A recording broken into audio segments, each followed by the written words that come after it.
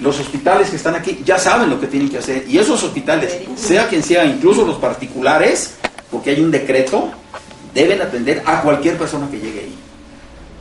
¿Cuál es el objeto del plan de defensa civil? Salvar vidas a nuestros propios compatriotas. Ese plan no existe, hay que hacerlo. Luego se tiene que reactivar un sistema de seguridad pública que se base en una planeación de carácter criminal, es decir, en una política criminal del Estado. ¿Qué significa la política criminal del Estado? Es la capacidad que tiene un Estado para articular a todas las instituciones, y dije a todas las instituciones, ¿sí?, ya sea de seguridad pública, hospitales, escuelas, todo, para combatir el crimen o prevenir la criminalidad, prevenir el delito, en otras palabras. Ese plan yo no lo conozco. Es por ello que salen y te encuentras una policía, y esa policía andan perdidos en el espacio, ¿sí? No saben, o sea, no encuentran la brújula. Vemos policías por todos lados. En la Ciudad de México hay, creo que 90,000 policías, ¿sí? Pero a nivel nacional hay 300,000, 400,000 policías, ¿sí? Pero está hablando de la policía estatal, federal, municipal, y aduanal, en los aeropuertos, etcétera. Todo es una desarticulación total. Ese plan o esa política criminal tiene por objeto articular todo eso, organizarnos, ¿sí? Son varias cosas, pero voy a tocar la última. En este plan, se me estaba pasando, en este plan de política criminal se tiene que revisar la política penitenciaria. Aproximadamente hay como 300,000 detenidos a nivel nacional. Yo les puedo asegurar que de esos 300,000, el 90% son inocentes. ¿Por qué? Porque en México se utiliza la detención preventiva como una política de Estado y de control social. Y eso se lo demuestro, así de fácil. Bueno, termino con lo último que les voy a decir, pero son otras muchas cosas. La creación de la Guardia Nacional. Ya les mencioné que la independencia, la revolución, ¿sí? ¿Qué fue lo que pasó? ¿Quién venció a esos ejércitos? ¿Quién venció a esos sistemas oligárquicos, autoritarios que nos tienen pisoteados? Y todavía nos tienen pisoteados. Y ahorita están así. Pero si pasa esto, hasta se van a reír, ¿sí? ¿Quién venció eso? El pueblo organizado, la Guardia Nacional. ¿Sí me explico? Y les explico qué significa eso. La Constitución mexicana previene en varios artículos 3 fuerzas para la defensa y la seguridad, 3 fuerzas militares o fuerzas de seguridad. Uno que es el Ejército Mexicano, que está contemplado en el artículo 35, fracción cuarta, por ahí, que está en el capítulo de derechos y obligaciones de los mexicanos. La Guardia Nacional, ¿sí? Ya fue la media. Ya fue la media hora, perdón. Síguele. No, sí, me acuerdo el tiempo, oye. Sí, No, todavía bueno, el Ejército Mexicano, ¿sí?, que es una fuerza militar permanente, profesional, ¿sí?, con una alta capacitación para aniquilar a un enemigo que osare pisar nuestra patria, la independencia o las instituciones. Pero el asunto es que este ejército se ha quebrado en toda la historia. Quien sacó a los invasores, quien venció a los ejércitos que sostuvieron esa política, digamos, de autoritaria, dictatorial, etcétera, fue la Guardia Nacional, no los ejércitos. Los ejércitos fueron vencidos y expulsados.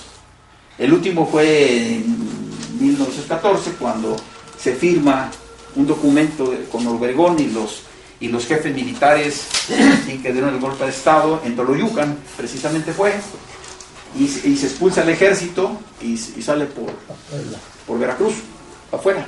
Y entonces se queda el ejército constitucionalista que nace a través de una convocatoria que hace Carranza y que es la Guardia Nacional, convertida en un ejército permanente.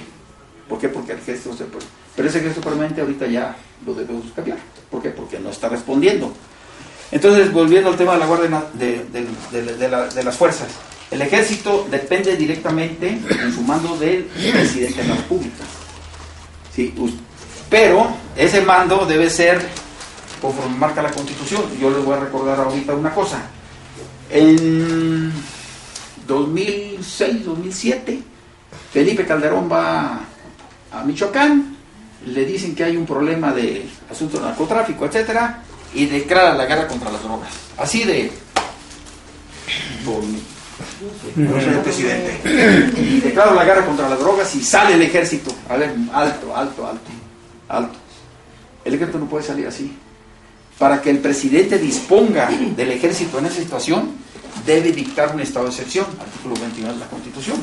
Un estado de excepción donde se va a reglamentar el uso del máximo poder del Estado, que es el ejército, que las armas de la nación se van a utilizar en el orden interno y en una ocasión pueden apuntar hacia nosotros. Entonces ahí debe venir en qué tiempo se va a hacer, en qué territorio se va a hacer, cuánto va a tardar, cuáles son los derechos humanos que se van a suspender, el presupuesto que se va a utilizar y el tiempo que va a durar. Y Felipe Calderón, ahí sí yo le doy la razón. Él dijo, la permanencia del ejército va a ser temporal. Pues sí, duró los 6 años de él. Y Peña Nieto va a ser temporal y duró los 6 años. ¿Sí? Y acaba de decir el licenciado Manuel, el ejército va a continuar en las calles y va a ser temporal. Espero que no sean los 6 años. ¿Ah? Aquí lo que yo digo, y en este punto, el día primero de el día primero de diciembre, el licenciado Manuel, el licenciado Manuel debe dar un golpe de timón fuerte, que se vea que llegó el pueblo al poder. Debe dar un golpe fuerte y yo se lo voy a mandar, le voy a hacer una carta al licenciado y se lo voy a mandar. No le hace que me expulsen, de aquí de México. Un golpe de timón tan fuerte que siente un precedente y siente las bases para impulsar un Estado democrático. Tiene que romper los parámetros que permiten un Estado autoritario. Lo tiene que romper. ¿Cuáles son esos? Y yo se lo dije a las personas y me dijeron, cito entre comillas porque es una majadería, lo que me dijeron. Cuando lo vi me dijeron, no, general, esto está cabrón. Así me dijeron. Y le dije, bueno, entonces, ¿de qué se trata? ¿Ah? ¿De qué se trata?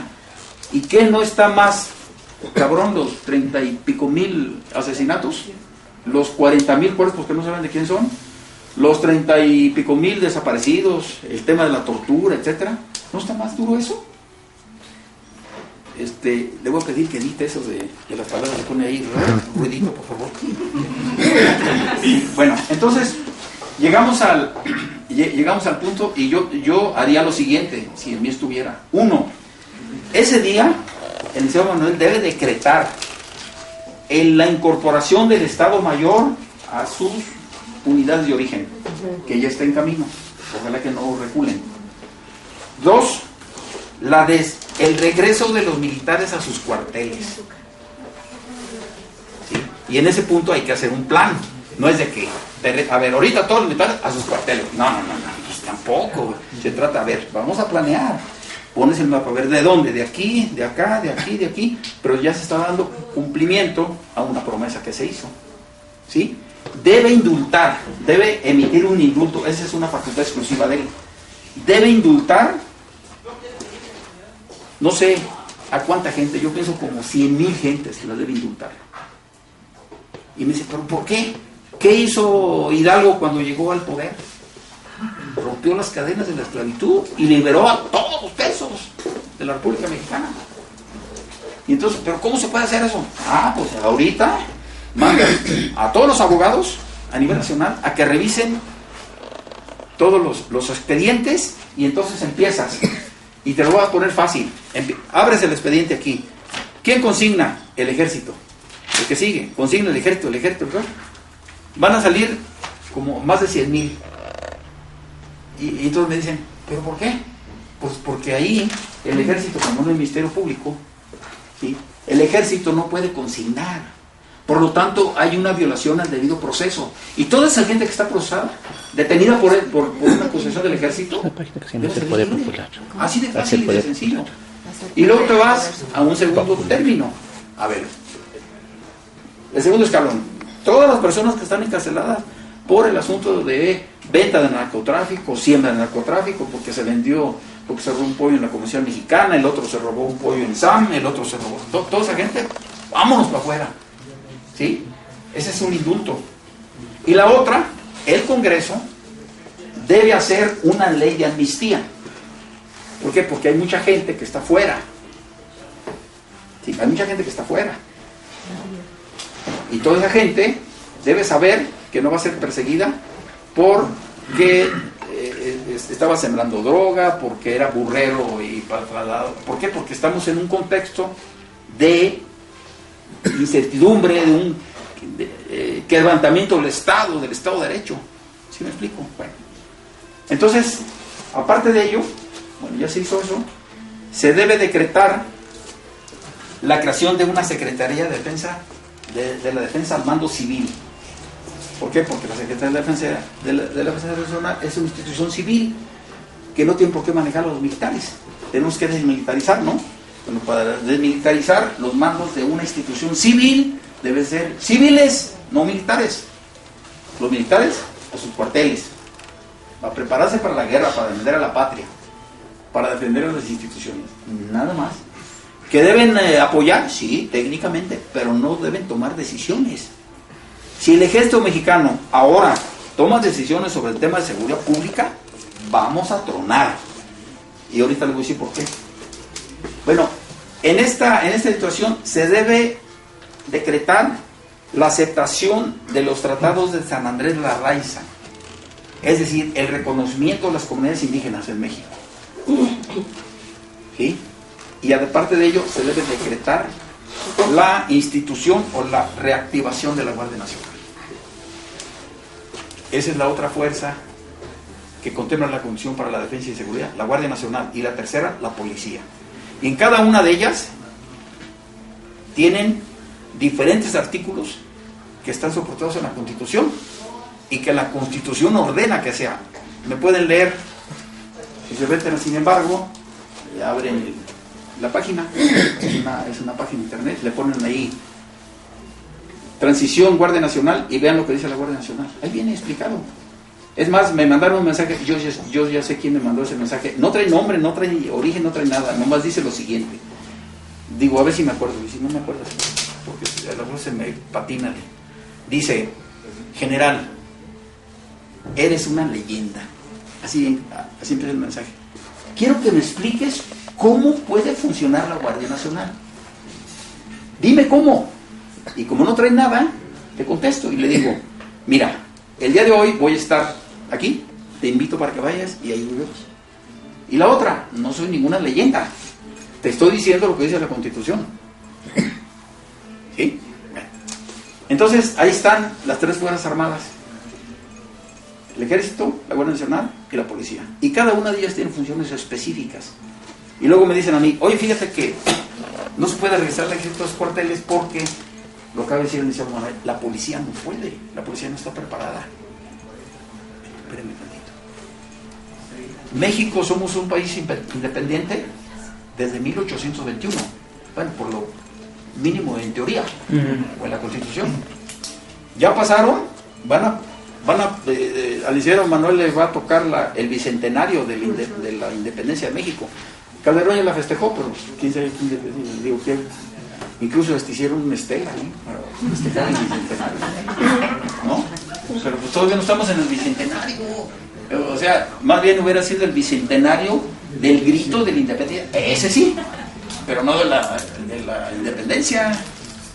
Pero pues como hicieron su carrera ellos en escuelas civiles, privadas, pues no saben la historia de México, digo, con todo respeto, ¿no? Bueno, entonces, en ese lapso, en casi 200 años, no tenemos una policía, como dice la Constitución.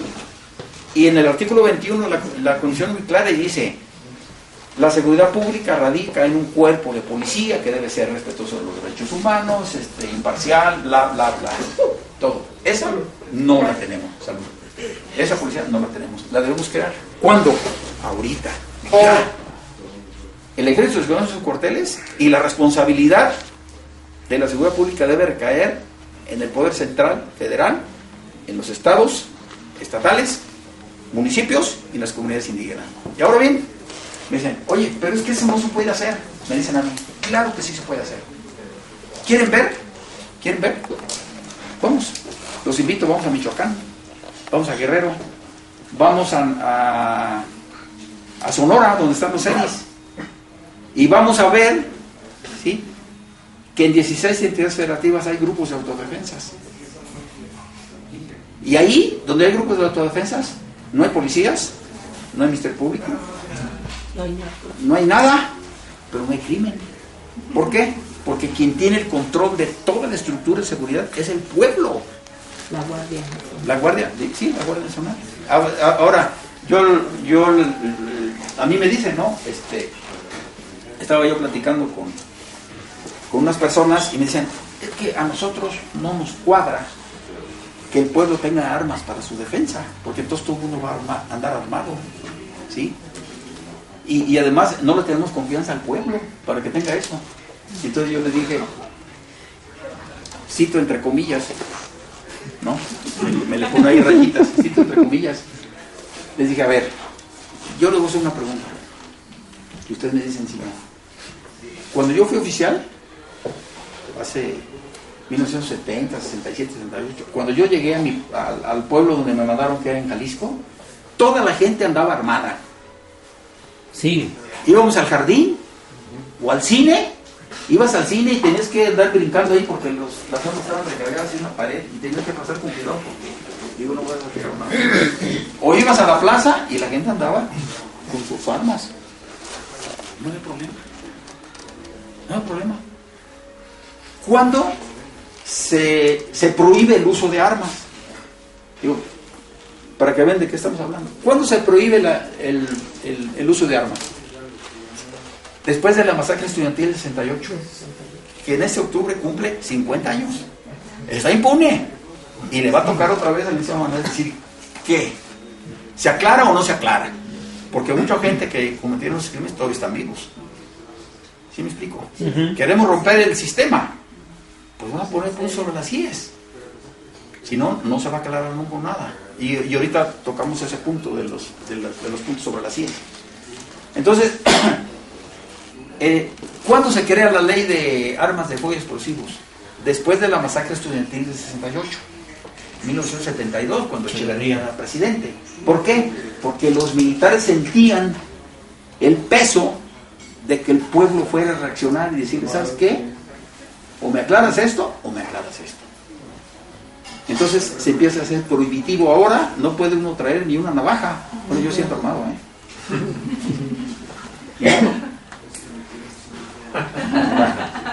A ver si no me detienen por andar armado, ¿no? Porque está prohibido, ¿no? Son armas blancas. Ándele, son armas blancas. Entonces, ¿está prohibido? Sí, las armas están. Sí. O sea, se prohíbe a los mexicanos armarse para su defensa. No obstante, el artículo 12 de la Constitución previene que nosotros podemos tener armas para nuestra legítima defensa, pero aquí el asunto es ¿cómo se interpreta eso? La autoridad primero llega, detiene y después investiga, ¿no? Bueno, entonces, aquí esta ley prohíbe a los mexicanos, ¿pero qué creen? Peña Nieto autorizó que los estadounidenses que están aquí estén armados. ¿Cómo? ¿Cómo es posible eso? La CIA, la DEA, el Board de Tabaco, el ICE, todos están armados. ¿Cómo lo ven? Entonces, como que no va la cosa, ¿no? Hay permiso de importación de armas. Y eso lo autorizó el Congreso. Y esa reforma acaba de ser en 2013, 2014, por ahí. ¿Sí? Bueno, entonces, le voy a poner otro ejemplo. En 1982, más o menos en esa sexenio con Miguel de la Madrid, se empieza a implementar una política neoliberal que ya tiene, desde 82 a la fecha, pues ya pasaron 36. Casi 40 años, ¿no? Sí. En ese lapso se ha entregado el país. En ese lapso se ha quebrado el gobierno. En ese lapso se colapsaron las instituciones, se entregó al país, se entregó a las mineras, a las transnacionales, se permitió la entrada de las transnacionales y han saqueado el país. Ahora bien, la gente está muy molesta.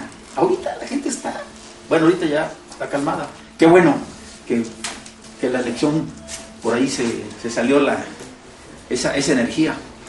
¿Qué pasa para tener un control social? ¿Sí? El ejército le dice a Peña Nieto: queremos una ley de seguridad interior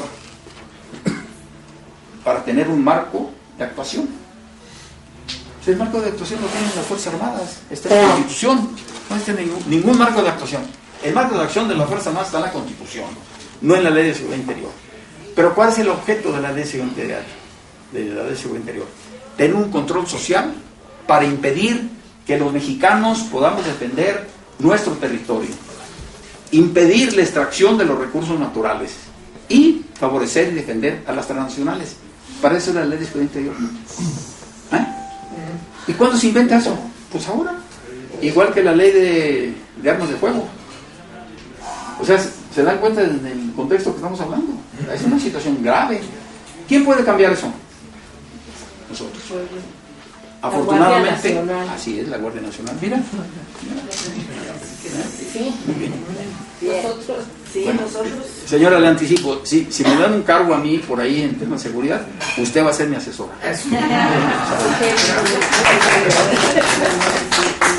Bueno, entonces, fíjense ustedes cómo está la situación. Pero nosotros lo podemos cambiar. Y bueno, volviendo bueno, ya vimos al ejército cómo se instituye y quién lo manda. Ahora nos vamos a la Guardia Nacional, que es el tema ahorita que todo el mundo anda. Incluso me mandaron ahí que soy una leyenda. No soy ninguna leyenda. Bueno, ¿qué es la Guardia Nacional? ¿Qué es la Guardia Nacional? La Guardia Nacional es una institución constitucional que nos ha dado patria y libertad. Primero. Segundo lugar, las características de la Guardia Nacional. Es una institución civil, netamente local, federal, democrática, no lucrativa, no profesional. Es decir, la Guardia Nacional es cualquier persona. ¿Y por qué democrática? Porque a la hora de que se venga un problema, va a salir el dueño de la tienda X y va a salir junto con el que está dando grasa a los zapatos y con el que está vendiendo tacos y con el que está vendiendo jugos. Y entonces a la hora que nos formamos ahí para defender nuestro país, estamos en un plano de igualdad. Todos somos iguales. ¿Por qué? Porque vamos a defender a la patria. Esa es la Guardia Nacional. ¿De quién está al mando de la Guardia Nacional? De los gobernadores de las entidades federativas. Ahora sí se puede hacer, porque más de la mitad de los gobernadores pues, van a ser legítimos, o más bien ya son legítimos. Y ahí se puede instaurar el tema de la Guardia Nacional. ¿Sí? Ahora bien, ¿cómo opera la Guardia Nacional? La Guardia Nacional opera en dos formas. Una, en asamblea, cuando actúa dentro de su jurisdicción, porque no se puede salir de su jurisdicción, menos de su municipio. ¿Por qué? Porque ellos están cuidando su territorio. La Guardia Nacional es el soldado ciudadano en defensa de su territorio. Ahora bien, vamos a suponer que hay un asunto donde un municipio, bueno, aquí el Estado de México es enorme, hay un problema ya pegado a Michoacán y otro problema pegado a Veracruz, o no sé a dónde colinde, ahorita traigo movido la brújula. El gobernador tiene que pedir autorización al Senado de la República para hacer esos movimientos. O sea, no es de que yo soy acá, no. Está la Constitución. El presidente de la República puede disponer de la Fuerza Armada, pero ahí está la Constitución. El Congreso se debe involucrar en eso. Ahora bien, actúa también en campaña. ¿Cuándo en campaña? Hay un problema a California y se tiene que mover la Guardia Nacional de Yucatán. Un ejemplo así. Tiene que pedir autorización al Senado para mover las tropas. Hay una situación de guerra. ¿Sí? De guerra se emplea completo el ejército, la Fuerza Armada. Por eso te pagué. Por eso tienes las armas de la nación, para que defiendas la integridad territorial, la defensa, la soberanía, etc. Pero se tiene que complementar porque nos falta, ¿no? Se toma la Guardia Nacional, se hace un decreto y el Congreso decide si se opera o no se opera la Guardia Nacional. O sea, no es que el presidente sea un semidios. Ahí está la Constitución. Queremos un Estado de Derecho, ¿no? En un Estado de Derecho se cumple lo que la ley ordena, ¿sí? No lo que quiera el gobernante, lo que la ley ordena. Y tenemos que meternos eso en la cabeza, y tenemos que metérselos a las personas que van a estar representándonos en el Poder Ejecutivo o ejecutivos a nivel nacional, y en el Congreso Nacional y en los congresos locales. ¿Se dan cuenta? ¿Cómo lo vamos a hacer? Participando. Ahora bien, ¿de dónde proviene la Guardia Nacional? ¿Cuál es su historia? La Guardia Nacional proviene desde 1700 y fracción, desde las guardias provinciales españolas. Esa organización social la retoma Francia en 1700 y fracción, en la toma de la Bastilla, ¿sí? Y la retoma los Estados Unidos en la Constitución de 1776, como un derecho de todos los ciudadanos para defender a su patria. Es la segunda enmienda de la Constitución de Estados Unidos. En esto que yo les acabo de comentar, se sustenta el desarrollo de los países democráticos. Todos los países democráticos potentes tienen Guardia Nacional. ¿Por qué? Porque la Guardia Nacional también constituye un control y un contrapeso al poder armado del Estado, que en un momento dado puede desbordar, como ha pasado en México, y como un control para mantener el orden y la tranquilidad de su localidad.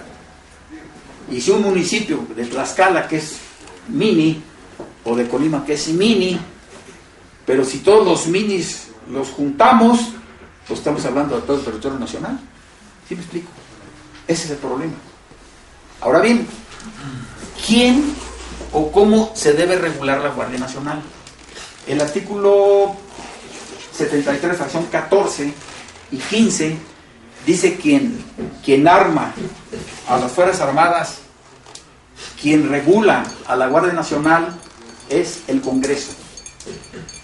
El Congreso debe legislar y debe decir: la Guardia Nacional se constituye en estas condiciones. Esa es una ley nacional. Pero luego viene lo local, ¿sí? Y luego viene la reglamentación que tienen que hacer las entidades federativas para ver cómo se va a articular todo eso. O sea, no es nada más de que órale, ahí te va la guardia y ya traigo mi arma y órale aquí, no, tranquilo. Entonces, el Estado tiene que controlar. Y la pregunta que me hacían en el mensaje: ¿y cómo se va a hacer la Guardia Nacional? En todos los municipios, que son 2000 y pico de municipios, existen las juntas locales de reclutamiento. A través de es una idea mía, ¿no? Puede ser de otra forma. A través de esas juntas locales de reclutamiento se reúne una asamblea de vecinos, ¿sí? Como por ejemplo aquí, vamos a poner que todos vivimos en la misma colonia. ¿Sabes qué? Tenemos un problema grave de inseguridad, tenemos que organizarnos. Ya nos organizamos. Tú vas a ser encargado de esto, tú hacen su padrón y van a la junta de reclutamiento y dicen: a ver, aquí tengo este documento y me registro con mi gente. El Estado tiene la obligación de recoger esa expresión y darle, ¿sí?, armamento, capacitación cívica, capacitación militar. ¿Puedes buscar el artículo 31? Capacitación cívica, capacitación militar. ¿Para qué? Para estar aptos para la defensa de la patria. Fíjense, no estoy inventando nada. Aquí lo dice la Constitución. Dice: son obligaciones de los mexicanos Artículo 31, fracción segunda. Obligaciones de los mexicanos. Asistir en los días y horas designados por los ayuntamientos del lugar en que residan para recibir instrucción cívica y militar. Repito, cívica y militar. ¿Se acuerdan que se dio quitó los asuntos decidimos de los libros de texto? Entonces ya no somos cívicos, porque no saben ni qué. Para recibir instrucción cívica y militar que los mantenga aptos en el ejercicio de los derechos ciudadanos, que es la discusión que tenemos ahorita, ¿no? Y que es uno de los objetivos de la Planeación Estratégica Nacional. Y además, diestros en el manejo de las armas y conocedores de la disciplina militar. Constitución Política de los Estados Unidos Mexicanos, artículo 31, fracción tercera, que data desde la Constitución de Cádiz de 1812. ¿Ah? Y yo esto que yo lo estoy diciendo, se los he dicho a los diputados, se los he dicho a los senadores, se los he dicho a uno, pero bueno, me escuchan y luego salen y se les olvida. No entienden. ¿Ah? No tienen capacidad, ¿eh? Artículo, el mismo artículo, fracción tercera. Fíjense lo que dice, ¿eh? Obligaciones de los mexicanos. Alistarse y servir en la Guardia Nacional, conforme a la ley orgánica respectiva. La última ley que se hizo en la Guardia Nacional fue en 1848 y el reglamento se hizo en 1822. ¿Por qué se hace en 1848? Después de la invasión de Estados Unidos a México, cuando nos quitan más de la mitad del territorio, entonces se dan cuenta que tiene que existir la Guardia Nacional. ¿Cómo? ¿A poco está ahorita? Y la hicieron, y luego cuando llega Porfirio Díaz, la desaparece y crea una guardia policía, quién sabe qué, rural o quién sabe qué, algo así. Y la truena la policía. ¿Por qué? Porque ahí está la gente armada, ahí está el pueblo que está empujando, ¿no? Cuidado, el poder le tiene miedo al pueblo, ¿no? Entonces, conforme a la ley respectiva, ¿no? Y luego dice, para asegurar, para asegurar y defender la independencia, el territorio, el honor, los derechos e intereses de la patria, así como la tranquilidad y el orden público. Repito, la tranquilidad y el orden público. Ahora es muy fácil, si se meten ustedes a internet, bajan la Constitución, donde dice leyes federales, bajen, ahí está, le ponen el Word, la abren y le ponen buscador y le ponen orden interno y se va a ir, y se va a parar ahí. Y le vuelven a picar y ya no encuentran ningún orden interno. ¿Por qué? La Constitución, a la única fuerza que le da la misión de tranquilidad y orden interno, no es al ejército, no es a la policía, sino al pueblo en armas. ¿Se dan cuenta de eso? Y entonces, volviendo a la pregunta. No, nosotros no le tenemos confianza al pueblo para que tenga armas y para que se defienda y para que se organice. Entonces yo dije, cito entre comillas, entonces el pueblo es pendejo. ¿Eso es lo que me quieren decir? Entonces hay que hacer una reforma, y le pone el ruido, por favor, que pone el ruido. Entonces hay que hacer una reforma al artículo 39 que diga que la soberanía nacional no radica en el pueblo, ¿sí? Porque el artículo 39 es severo, ¿sí? 39, por delante. Por aquí lo tengo. El artículo 39 para mí es el punto, el eje de toda la Constitución. Artículo 39, fíjese lo que dice, ¿eh? La soberanía nacional reside esencial y originariamente en el pueblo, y todo poder público dimana del pueblo, y se instituye para beneficio de éste. El pueblo tiene en todo tiempo el inalienable derecho a alterar o modificar la forma de su gobierno, y eso pasó el día 1 de julio pasado. Qué bueno que no se dio a tiros, como fue en la época de la independencia, en la reforma y en la revolución. Ahora se dio por las urnas. Tenemos que recoger ese bono y hacerlo cumplir. ¿Cómo? Participando, organizándonos, ¿sí? Y creando la Guardia Nacional.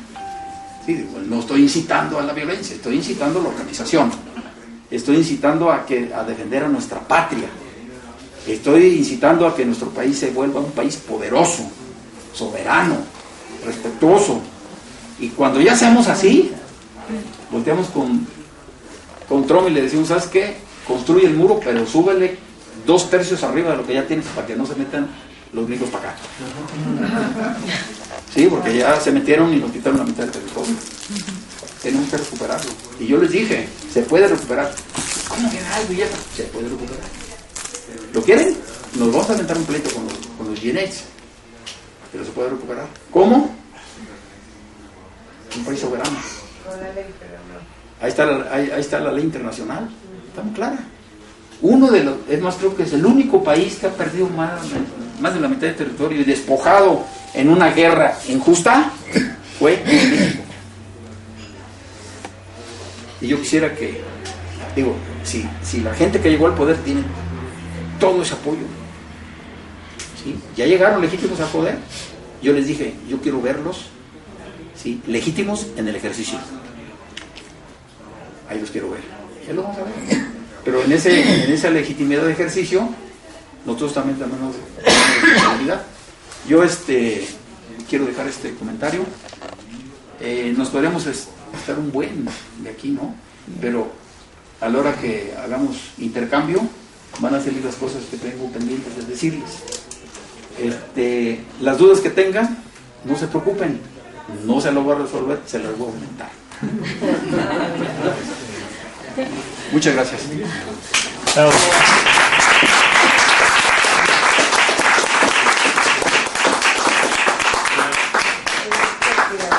Doctor, Diego Marista, el profesor. Y lo que organiza voy a acá, claro, sí, Estuve en algunos hechos de armas como espectador y que ahora, como viene ya el 50 aniversario del 2 de octubre, me hace pensar en esas situaciones, ¿verdad? Y sobre todo algo que ya hemos leído en la portada del último número de Proceso. Aquí en mi tierra dicen que los pájaros tiran a las escopetas, ¿verdad? 30 millones de votos y un poco más no bastaron para que la clase político-empresarial se capte que el pueblo está harto de esta situación injusta, corrupta, inhumana. Pero bueno, yo nada más quisiera hacer una relación que me toca estar en la Escuela Nacional Preparatoria número 1 en la calle de Justo Sierra, en donde el glorioso ejército mexicano, viendo que estaba el enemigo extranjero adentro, utilizó un bazooka o una bazooka, no sé qué género tengan las bazookas, y destruyó la Puerta Mariana. A continuación entró la caballería, la infantería, los paracaidistas, unos individuos que miden de 1,80 para arriba, con casco, con arma, ¿cómo se llama? Con bayoneta calada, entró, y en una de las revistas de esa época que se llamaba ¿Por qué? El por qué, se ve a un chico adolescente como de 15 años, pues compañero de nosotros, ¿verdad?, que está poniendo la mano así, y el otro gorila le está dando un culatazo. Quiero imaginar lo que seguía de esa escena, ¿verdad? Llevarlos al Rubén Leñero o llevarlos al crematorio, los que estaban vivos, ¿verdad? Perdón que sea yo así, irrespetuoso de las instituciones, pero ya mi paisano ha dicho, al diablo con sus instituciones, y usted está de acuerdo también con eso. Así es. Bueno, entonces, adolescentes mexicanos inermes, porque ni resorteras llevaban, ¿eh? El 10 de junio de 1970 en San Cosme, el heroico cuerpo de los halcones, ¿verdad?, militares vestidos de civil tuvieron a bien con varas de kendo reprimir a muchos estudiantes, ¿verdad? Se veían ahí en las casetas telefónicas con armas largas tirando a los estudiantes que nuevamente estaban inermes. Los edificios vecinos, pues como yo me desenvuelvo en el aspecto médico, ¿verdad?, contaban los compañeros del Rubén Leñero que llegaban los heridos del área vecina y se los llevaban y los metían en los camiones y se los llevan con rumbo desconocido. Y bueno, luego viene el 2 de octubre, que ya se va a celebrar en su 50º aniversario, y que pues el común denominador es la represión contra el pueblo inerme. Yo considero que este país está en guerra. Ya el próximo secretario de Seguridad, Durazo, dijo que es un panteón este país. Pues tiene razón. ¿Recuerdan ustedes Lomas Taurinas? Que un miembro del Estado Mayor Presidencial, que estaba encargado de la vigilancia del candidato del partido oficial, ¿verdad?, permitió que fuera asesinado por espalda, ¿verdad? Después se inventaron que una serie de gentes responsables. Yo creo que esta situación, el bono democrático, lo va a ejercer el licenciado López Obrador. Ahorita pues está aceptando cosas, pero él tiene el timón, él tiene el respaldo del pueblo, y ese respaldo que se decía de 53% para los que están haciendo encuestas, ese respaldo ha ido creciendo, ha ido aumentando. Es mi comentario. Siguiente. Bueno, yo no seré anecdotario, ninguna anécdota, porque creo que todos lo conocemos. Hubo varias preguntas que estuvieron para mí, pero ya se me olvidaron más que dos. Me acuerdo nada más de dos. Uno, el dar esa salida a todos los delincuentes todas las personas que fueron consignados por el ejército, y como es una falla de proceso, entonces es nulatoria la detención. Yo siento que por un accesorio se está obviando o haciendo un lado lo sustantivo. Quiero decir, por un proceso que se hizo mal, se niega o se desconoce el crimen por el que supuestamente los miembros del ejército llevaron. Entonces a mí me preocupa bastante que se realice el proceso nuevamente, que se reponga, para que se pueda seguir si ese era realmente un criminal o no. Eso por un lado. Esa es mi pregunta. ¿Cómo no guardamos ese gran peligro? ¿No tenemos ese gran peligro de echar a la calle todos esos porque el proceso estuvo mal? Sí. Una pregunta. La otra pregunta es ¿cómo se puede recuperar el territorio? Yo recuerdo, José, que se puede recuperar la isla de Coronado, que está frente a la costa en el Pacífico, porque entiendo que en el tratado se habla de la costa del oeste hacia el este y el paralelo X hacia el norte, y la costa no incluye la isla de ¿cómo se llama esta? Coronado. En alguna ocasión se lo propuso yo a un candidato en funciones y dijo, no es el momento. Bueno, no ha llegado el momento. Creo yo que sería factible, con presiones políticas muy fuertes, necesarias, diplomáticas, el recuperar. Es muy difícil porque tienen los gringos tanto dinero ahí metido que no lo van a soltar. Pero ¿hay algún sustento jurídico que permita a México recuperar un territorio usurpado? ¿Sí? Sí, ahorita le... Va. Sí. Bueno, mire, lo que usted está comentando de los asuntos del indulto, de la amnistía, sí es lógico, digo yo, no vamos a... O sea, no se tiene que liberar a una persona que está declaradamente, que haya cometido un crimen o que haya hecho grandes transacciones de narcotráfico y que por un error, como dice usted, de procedimiento, se va a liberar. Pues en ese caso concreto se tiene que revisar y no creo que sea el único debe haber muchos. Entonces aquí a lo que yo me refiero es que debe haber un estudio muy detallado de todos los casos y las personas que puedan ser liberadas y las que no, que se reponga el procedimiento y cumplan con él. Aquí en este punto concreto les quiero yo comentar lo siguiente. Yo creo que cuando se estaba manejando todo este asunto, yo creo que la gente que está trabajando en Morena no sabían qué estaban haciendo. Y no sabían porque lo vimos nosotros en Ciudad Juárez, lo vimos en Torreón y hizo crisis en Michoacán. ¿A qué me refiero?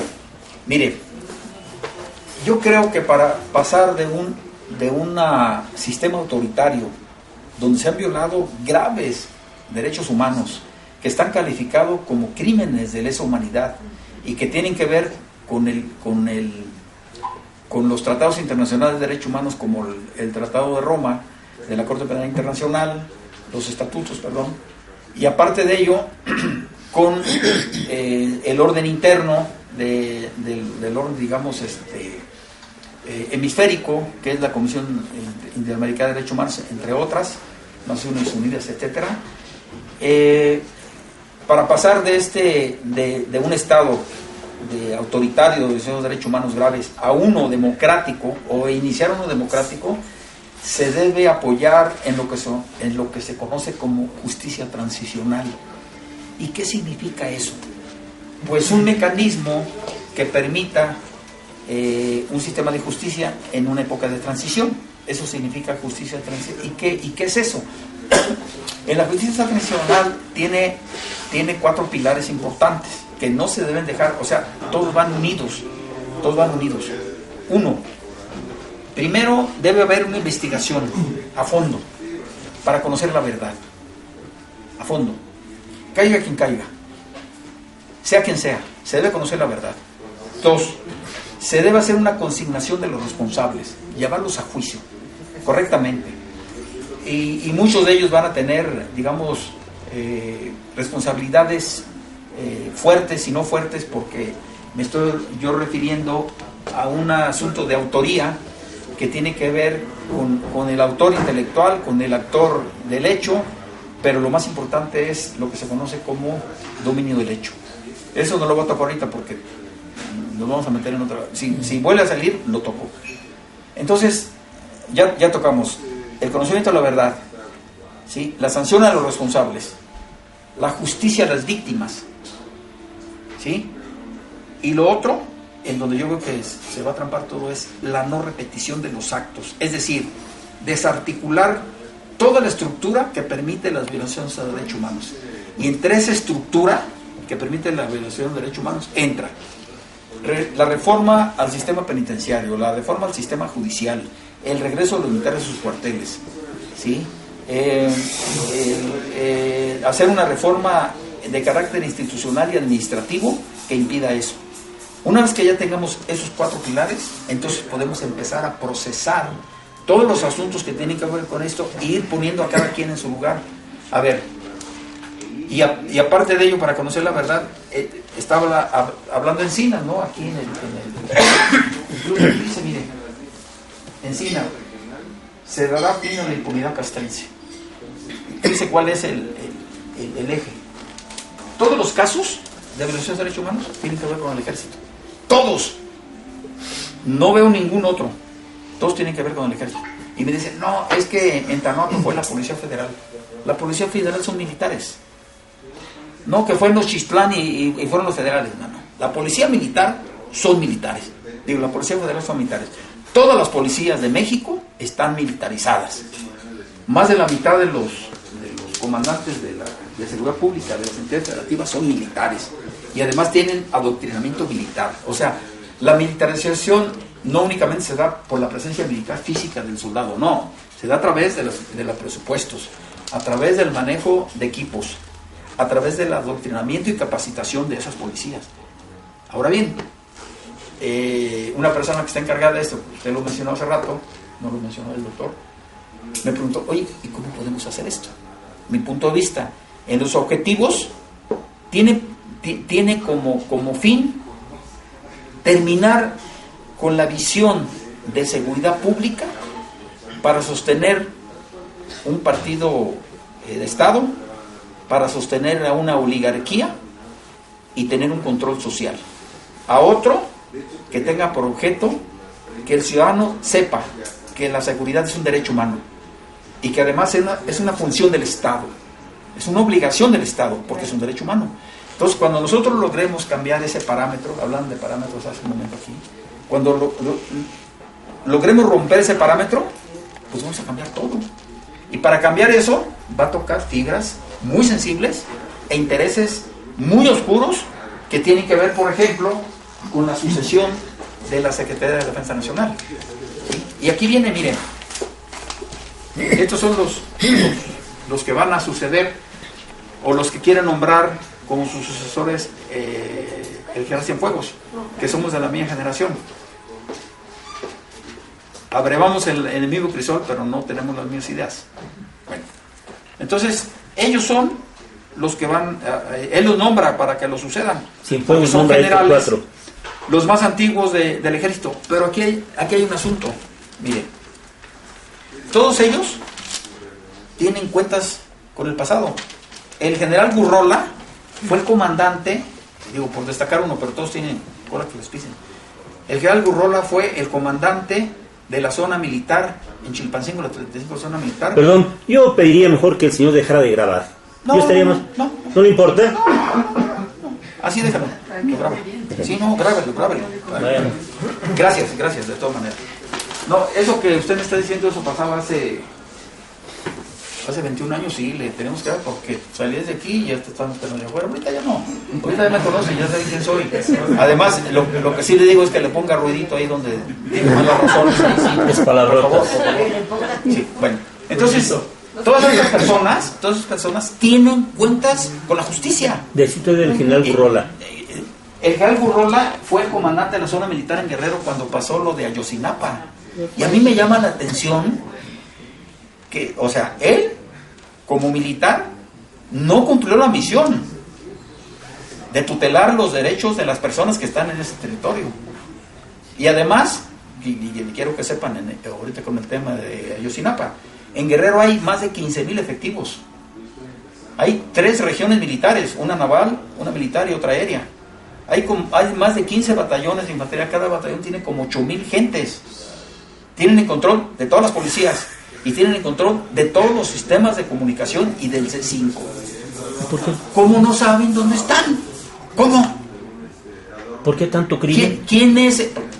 A ver, le pregunto a usted. No, pues. Pues ese es el problema, porque estamos en un contexto de corrupción, de impunidad, ¿sí? En donde las personas que están encargadas de las instituciones, ¿sí? Responden a otros intereses. Entonces ya aquí estamos hablando de un desvío de poder que engarza con el asunto del dominio del hecho. Ahorita les digo qué es eso, porque ya lo tocó. A ver, a mí me preocupa en extremo que el licenciado Manuel diga que el ejército va a seguir en las calles. Para mí, el ejército mexicano, el día 1 de diciembre debe decretarse su regreso a los cuarteles. Claro, se debe hacer una estrategia para regresar a los militares a sus cuarteles. No es de que, a ver, tú no estás y concéntrate. No, tampoco. ¿Por qué? Porque se deja en indefensión mucha gente, pero sí se puede hacer una maniobra y pueden regresar a sus cuarteles. Yo tengo una idea porque yo trabajé en el ejército, pero no se los voy a decir, ni a ellos ni aquí, hasta que no me digan, ¿sabes qué? Ya estás aquí, ahora sí, órale. Entonces ya tomamos acción. Bueno, a ver, entonces, estos señores, la persona más informada de toda la República Mexicana, ¿sí? Es el secretario de la Defensa Nacional y después el presidente. Entonces, a mí no me digan que, claro, ellos saben dónde está esta gente y además saben el motivo, ¿sí? Entonces, ese punto se debe aclarar. ¿Qué va a pasar? Lógico, va a tocar fibras muy sensibles y se va a confrontar y se van a defender y a lo mejor alguien que esté denunciando lo van a desaparecer o lo van a matar o sabrá Dios. Así se las gastan. ¿Qué pasó en Tlatlaya? ¿Qué pasó en Tlatlaya? Un fusilamiento de 22 personas. Y el ejército dijo, no es cierto. Y se los demostraron. Y los peritajes. ¿Y qué? ¿Cuál es el problema? ¿Cuál es el problema? ¿Por qué lo hacen? Porque saben que están protegidos por la impunidad. Y eso se debe cambiar. Ese es romper los parámetros para pasar de un régimen autoritario a un régimen democrático. Y eso lo debe tener perfectamente bien definido la gente que está trabajando en las cúpulas de Morena. Si no, se van a ir por otro lado. Digo, con todo respeto, ¿no? Ellos sabrán. Yo cuando hago un documento, ustedes métanse en Facebook, José Francisco Rodríguez o General Gallardo, y siempre pongo, advierto, 2 puntos, y luego ya lo que sigue. ¿Sí? No estoy amenazando, no estoy diciendo que qué bueno que está pasando, no, estoy preocupado. Yo soy general del ejército, yo juré la Constitución desde los 15 años, defender a mi país, a mi patria, a mi pueblo. ¿Sí? Entonces, volviendo a lo del general que está de comandante, a mí me llama la atención lo siguiente: si un militar no cumple con la misión, lo procesan. Y este señor que no cumple con la misión, lo nombran jefe de Estado Mayor de la Defensa. Jefe de Estado Mayor de la Defensa. El jefe de Estado Mayor de la Defensa es el que opera todas las tropas a nivel nacional, no de Guerrero, a nivel nacional. ¿Para qué lo mandan ahí? Mi pregunta, ¿para qué lo mandan ahí? Digo, les pongo un ejemplo burdo. Vamos a suponer que aquí llega alguien, hace un ilícito, ¿no? Un ilícito, hace una matazón, se roba cosas, etcétera. Sale, llega la policía y resulta que el jefe de la policía lo nombran al que asaltó. ¿Qué va a hacer? Pues va a borrar todas las evidencias. Nada más que aquí hay una situación. Aquí hay una situación. Hay un documento del GIEI, un tomote así, y estas personas que vinieron del GIEI hicieron una investigación seria. ¿Del qué? Del GIEI. Del GIEI, de la Comisión Interamericana de Derechos Humanos. Sí, correcto. Esta gente hizo una investigación, le digo porque a mí me involucraron en algunas cosas, pero de ahí yo no salgo. Yo no salgo allí porque luego hay conflictos. No, estás inducido por el general. Además, ese es el enemigo del ejército. Estás inducido por él. No, yo no estoy inducido. Ahí están los documentos, ahí están los peritajes. ¿Sí? Hay documentos, me decía la compañera, los celulares de las personas que desaparecieron, empezaron a hacer un mapeo, no sé cómo se llama eso. ¿Cómo se llama? ¿Tú qué sabes de eso? Pues un mapeo de eso. Y resulta que las llamadas, sí, satélite, salían de los campos militares. A ver, ¿cómo está eso? Desaparecen unas personas, se pierden los celulares y luego las llamadas salen de un campo militar. ¿Y no pasa nada? Sí, no, estás mal. Pues estoy mal entonces. ¿Sí me explico? Y luego el asunto del móvil en Guerrero. ¿Cuál fue el móvil? Por lo que hemos visto y lo que hemos leído. El móvil fue un asunto de narcotráfico. Y ahí ya no me quiero meter porque ahí se tocan otras fibras. Pero nosotros tenemos esa información que está reflejada en ese documento. ¿Y saben qué me llama la atención a mí? Que en ese documento hay una activa participación de los servicios de inteligencia de Estados Unidos.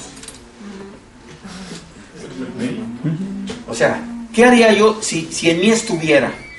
Yo recibo el documento, veo que hay una intervención de ellos, yo solicito respetuosamente al señor Trump que retire a toda su gente de aquí.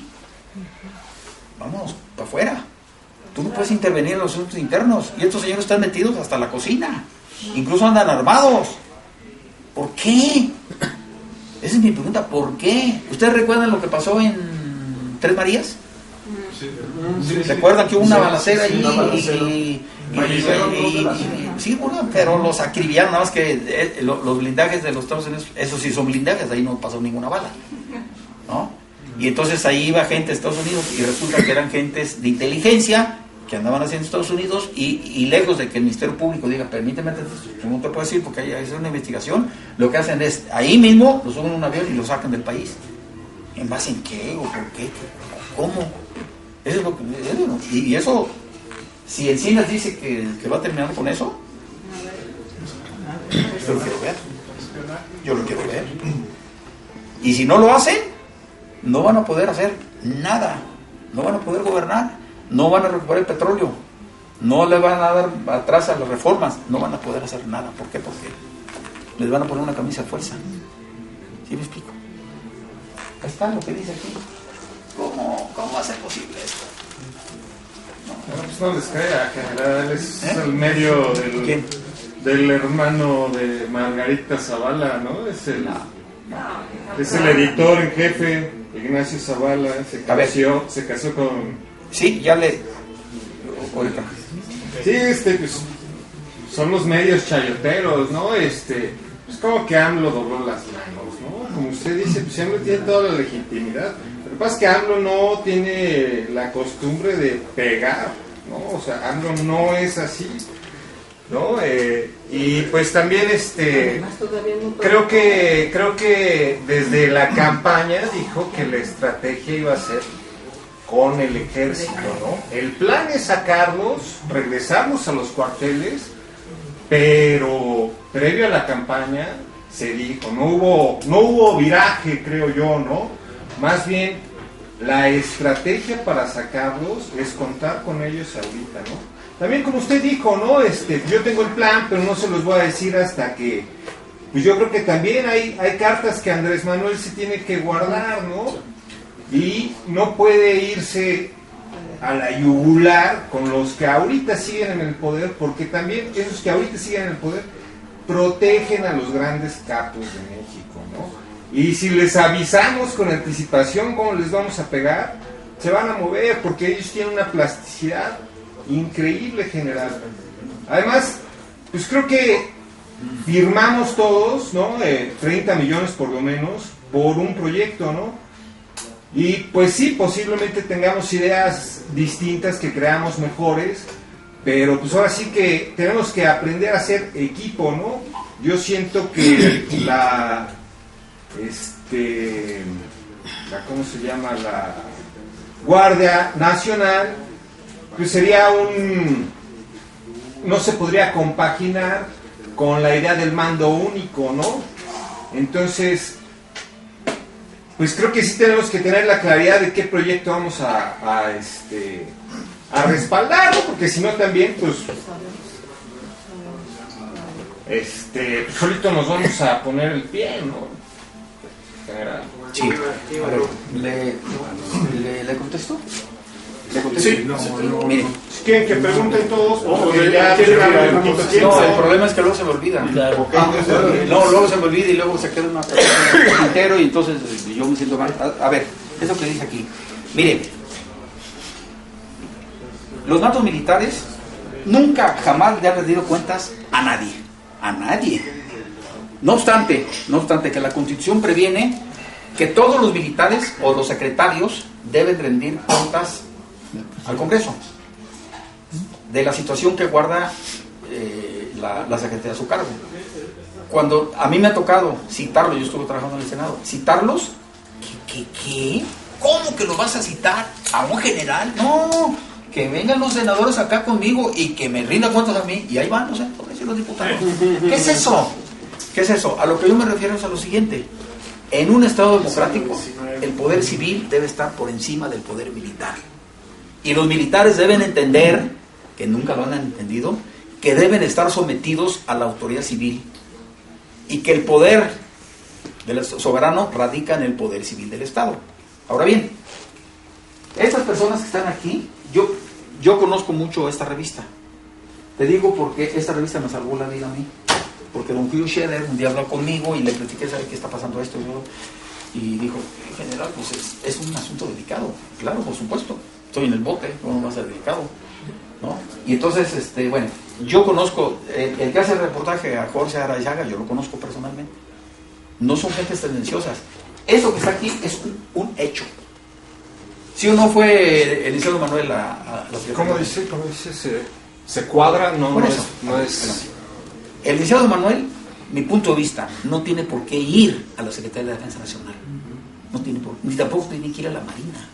¿Por qué? Porque él va a ser el presidente supremo de las Fuerzas Armadas. Ahora bien, eso que tú dices, a la mujer es una estrategia para ir modelando, irte acercando, sí, porque si los militares se mojan, se van a mojar, cuidado. No, pues entonces no hagamos nada. Uno es el ni tampoco, tampoco investigues al... Mira, aquí hay una situación grave, te voy a decir cuál.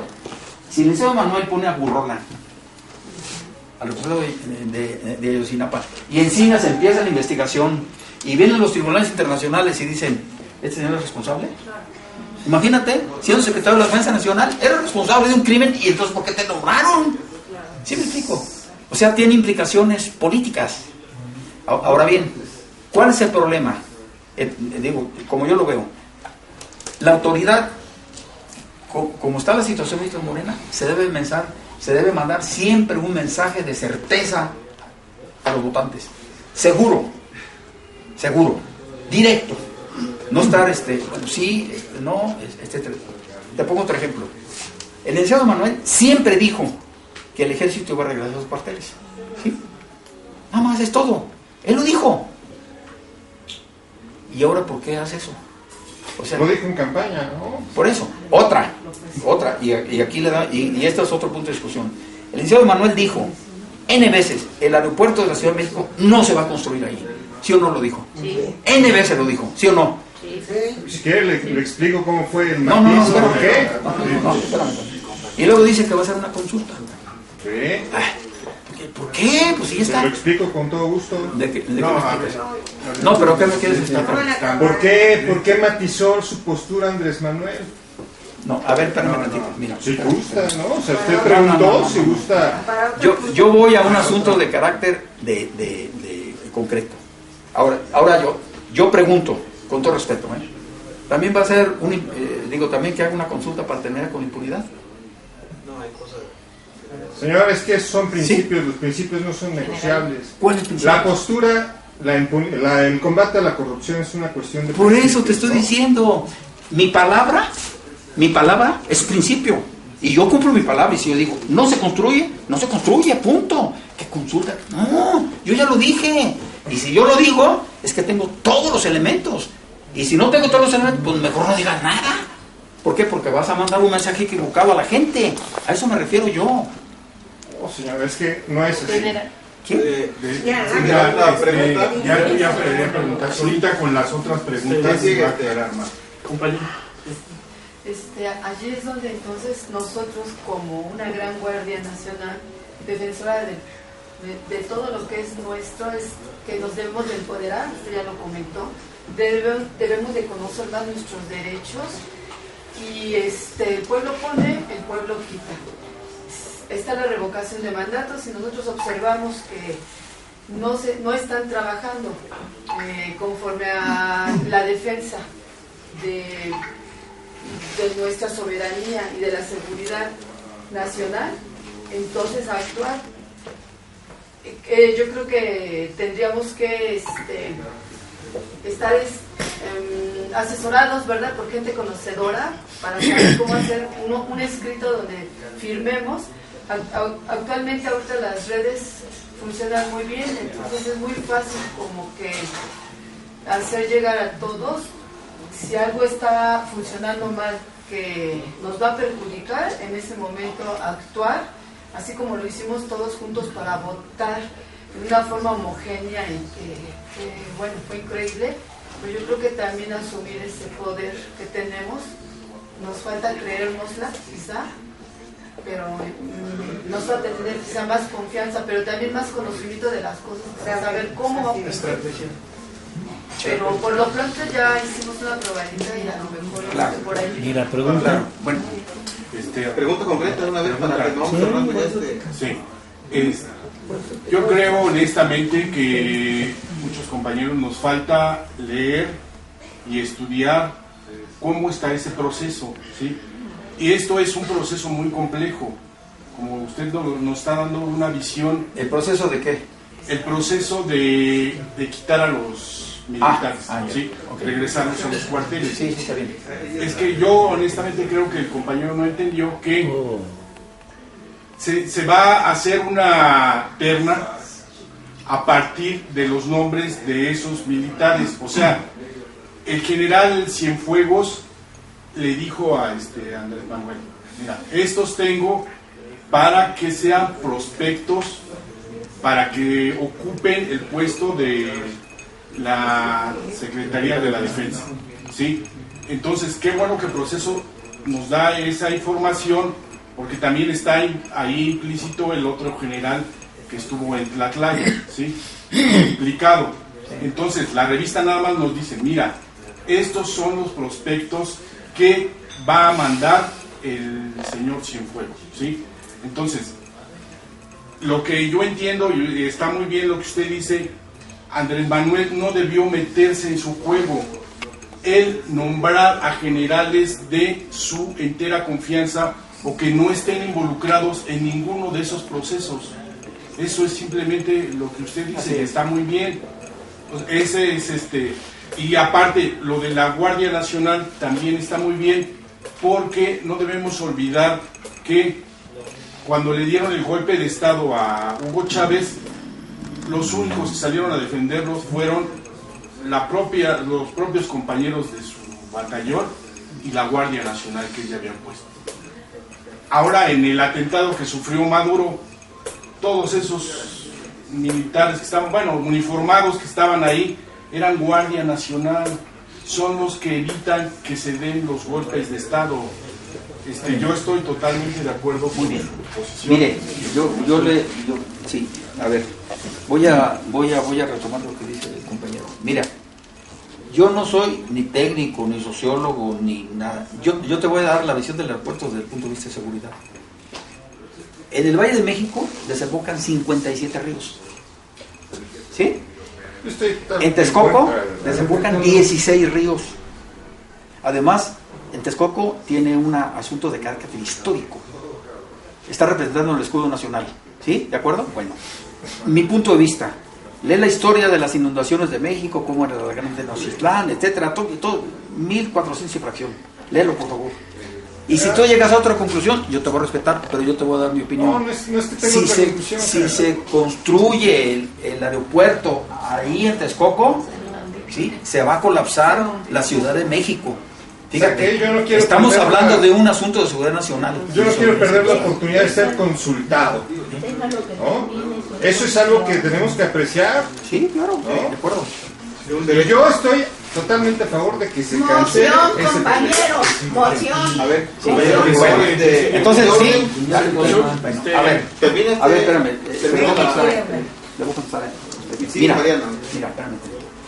Mira, en el mismo sentido que el ejército se estuvo apoyando para mantener al Estado Mayor Presidencial, yo hice un informe, un escrito, y se lo di a alguien y no le hicieron caso, todos lo publicamos y ya lo vieron. El Estado Mayor Presidencial no existe en la Constitución. El Estado Mayor Presidencial es un invento que hizo el presidente para tener protección, porque la mayor parte de los presidentes llegaron por fraudes electorales. ¿Sí? Todos, la mayoría. Bueno, entonces, en los únicos documentos donde aparece el Estado Mayor Presidencial son los documentos militares. ¿Y por qué los documentos militares? Pues porque los militares siempre están peleando un espacio dentro de la política, están poniendo prebendas, al secretario de la Defensa Nacional y al ejército le convenía que estuviera un enclave en la presidencia, en el Estado Mayor Presidencial. ¿Sí me explico? Y lo malo aquí es que el Estado Mayor Presidencial, ahí se han cometido crímenes graves de Estado. ¿Sí? Aquí mencionó uno el señor. Además, se ha distorsionado la función de los militares. O sea, hay militares del Estado Mayor Presidencial que hicieron su carrera abriendo las puertas a los políticos, volviéndoles las botas, cargando bolsas a las señoras. ¿Qué es eso? ¿El uniforme militar? ¿Cargando eso? Y luego tú te encuadras y te vas a tropas y vas a ver qué va a pasar. Vas a ver qué va a pasar. Y yo les pongo un ejemplo. Haz de cuenta que tú vas pasando por un hospital y sale alguien corriendo. Oiga, ¿me puede hacer una operación?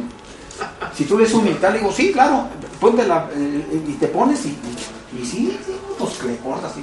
¿Qué va a pasar? ¿Se murió? Claro, es lo mismo. ¿Sí? Es un ejemplo burdo. Es un punto. El otro punto. Igualmente, en el sentido de aquí, se alega, no, nadie puede ser secretario de la Defensa más que un general de división. Nadie puede ser. A ver, dime, ¿en qué lo sustentas? Es un Estado de Derecho, ¿no? ¿En qué lo sustentas? A ver, dime dónde está. Usos y costumbres. Y entonces, no, pero está mal eso. Pero puedes intentarlo. No, hay que romper el régimen, ¿no? Entonces se trata de eso. Entonces, vamos. Y revisas, administración pública. Ahí empieza, ¿no? Artículo 90 de la Constitución, luego, administración pública. Y revisas cómo están constituidas las secretarías de Estado. Y vienen La Secretaría de Defensa de Guerra son las instituciones más viejas que hay en el, ¿sí? La del Interior, la Secretaría es Exteriores, Interior, Defensa Nacional y Marina. Esas vienen desde siempre. Bueno, tú ves ahí y en ninguna dice que sea militar. Y te vas a otro reglamento y tampoco dice. Pero si te vas a la ley orgánica del ejército, ahí dice. Y lo acabo de revisar ahorita en la mañana. Hay como 8 leyes orgánicas del ejército. La más antigua es la que hizo Francisco de Madero en 1911 y se llama Ordenanza General del Ejército. Es un tabicón así y tiene 2000 y pico de artículos. Y ahí viene también el mando militar. Y ahí viene. Y no menciona que el secretario de la Defensa sea un civil. Perdón, un militar. No menciona. Dice, el alto mando militar recibe instrucciones del secretario de Defensa, pero no dice quién es. Y luego te vas así a todas las leyes. La última ley que menciona, más o menos lo siguiente, dice, es con López Portillo, dice lo siguiente: el alto mando del ejército lo ejercerá el secretario de la Defensa Nacional. Punto. En sustitución, el subsecretario. Y le sigue el oficial mayor. Es todo lo que dice. Y luego viene el asunto del 68. Y entra Echeverría. Y cuando es Echeverría, modifica la ley. Y entonces dice, el secretario de la Defensa Nacional será presidido por un general de división, hijo de mexicanos, etcétera, bla, bla, bla, bla, bla. Esa es la primera ocasión que aparece. Y yo pregunto, a ver, espérame tantito, ¿quién debe hacer las leyes? El Congreso. El Congreso. ¿Y por qué el Congreso no se mete? Mírame tantito. ¿Por qué? Porque el Congreso y el gobierno históricamente ha tenido como sustento las bayonetas. Es el punto. Ahora que ya son legítimos, se debe de romper ese esquema. Ese es un punto. Ahora bien, pero ya fue el compañero. La Secretaría de Defensa Nacional es una cartera de la administración pública de carácter civil. Es un puesto político administrativo. Si tú ves las currículas de educación, velas ahí. Ahí están. Ninguno tiene esa preparación. Ninguno. O sea, un militar, yo con todo respeto, no puede desempeñar el cargo de secretario de la Defensa. ¿Por qué? Porque no tiene la preparación política administrativa para representar y desempeñar un puesto de la administración pública civil. ¿Y por qué debe ser civil? Porque la defensa nacional es un asunto civil del Estado, no militar. Tenemos que cambiar la visión de seguridad, tenemos que cambiar la visión de defensa nacional. Y la defensa nacional es un asunto político, civil del Estado, en donde los militares tienen una participación de carácter técnico para la defensa del territorio nacional por las armas. ¿Sí? Además, ¿sí?, el secretario de Defensa debe ser un mediador y representa un control civil hacia las Fuerzas Armadas. Ahora bien, la alegata que yo tenía con mis compañeros, no, yo no voy a ponerme al mando de un civil, porque eso es general. Sí, pues sí te vas a poner al mando porque la Secretaría de Defensa se va a operar el ejército a través de un Estado Mayor conjunto que incluso va a ser plastódico. Y así funciona en todos los países democráticos. En 1954, hay un estudio, pues, si quieren leerlo, Samuel Huntington hizo un libro que se llama El Estado, el soldado y el Estado. Léanlo y le hace un análisis, después de la Segunda Guerra, cómo deben ser las relaciones civiles militares en un país democrático. Y aquí en México no hay relaciones civiles militares, hay una preeminencia del poder militar sobre el poder civil, y eso lo debemos romper. Los militares no tienen por qué estar haciendo esto en la sucesión. A eso yo me refería, que el licenciado Manuel no hubiera ido. Y la gente que está a su alrededor no saben eso que yo les estoy diciendo. Yo tengo estudiándolo toda mi vida. Hace 21 años, en una tesis que yo hice, se la presenté al alto mando, ¿sí? La vieron, dijeron adelante, pero salió publicada. Entonces me mandaron a llamar y me dijo el secretario, ¿quién te autorizó para publicar? Dije, nadie, mi general, no tengo por qué pedirle autorización a nadie, son derechos constitucionales. No. Aquí esos derechos no funcionan, aquí son reglas no escritas. Dije, no, mi general, yo no firmé reglas no escritas. ¿No lo retiras? No lo retiro. te voy a encarcelar, encarcélame si puedes. No, pues sí pudo. Estuvo 9 años en el bote. Y le gané 37 amparos, las Naciones Unidas, la Constitución Interamericana. Y ya que gané todo, ¿qué creen que dijo? En 1996 salió la resolución. Dijo el secretario de la Defensa, no la cumplo, y como quieras. ¿Cómo lo ven? Sí. ¿Y el Estado de Derecho? No, el Estado de Derecho es... ¿verdad? ¿Y entonces qué pasó? Pasó 1996, 97, 98, 99, 2000, hasta que llegó Fox. Y Fox me liberó porque la presión estuvo durísima hasta que me liberaron. Y salen y me dicen, fíjate, a ver, general, usted va a salir libre con una condición. A ver, ¿cuál es la condición? No se va a nombrar general y va a dejar de escribir sobre el ejército. ¡Wow! No me digas. Sí, pues no quiero la libertad, aquí me quedo. Y dile a tu presidente que no sabe con quién se está metiendo. Dile a Fox, no que venga. Dile. Y dile que lo que le falta es el cielo, se lo aguanto aquí de rodillas en la celda. Ve y dile. No, me tuvieron que sacar. Y condiciones, no quiero ninguna condición. Que ni siguiario, ni a la señora Gordillo se lo dan. ¿A mí por qué no lo van a dar? Va. Y sigo escribiendo. Y me quitaron mi sueldo, mis prestaciones, medicina. Y no a mí, a toda mi familia. Y me retuvieron mis actas de nacimiento, todo. ¿Y? ¿Cuál es el problema? Aquí estamos peleando. Y vamos a seguir peleando. Ese es el punto.